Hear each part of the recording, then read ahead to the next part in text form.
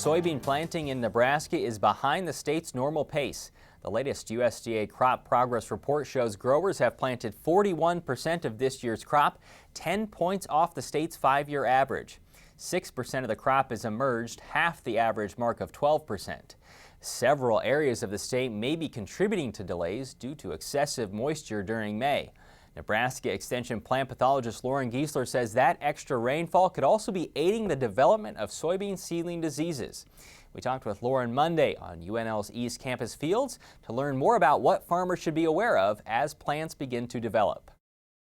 Well, I think one of the things, Jeff, with all the cooler temperatures, these excessive moistures in a lot of areas of the state, really conducive for a lot of our soybean seedling diseases, particularly those water molds or those ones favored by really wet conditions like our Pythiums and Phytophthora. Tell me more about those ones that really favor the water. Well, both of those need that free moisture to actually infect. They have spores that swim in water, so that's why, when we're in wet conditions, and particularly the cooler temperatures, we tend to see more Pythium.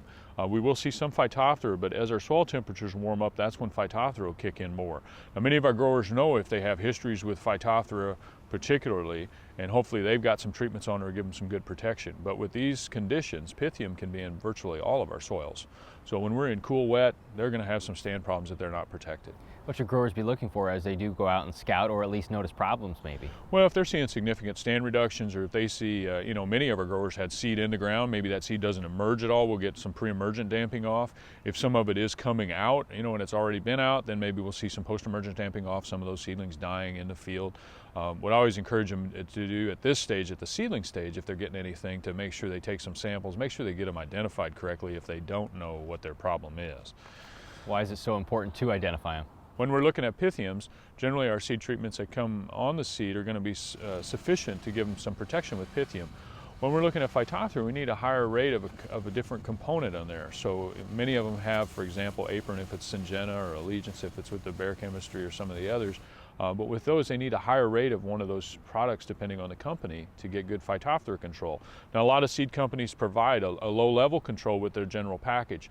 But if they have a significant Phytophthora problem, they may need a higher rate of that to get that seed in the ground and get it up, especially with these conditions. I think it's safe to say that the conditions really vary across the state, and some farmers might be looking at replanting a field, but some might be looking at getting in there for the first time.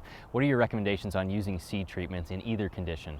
Well, I think at this point, generally we'd say, as it gets later in the year, not to worry about seed treatments. Where we're still really cool, where our soil temperatures are not going up, or we get these cold fronts coming in, cooling that soil off with cool rains, I'd recommend a seed treatment if they have any history of a stand problem at all in that field. Now, as we continue, if they're in a drier part of the state, maybe not as needed, unless they know that they have a history of Phytophthora.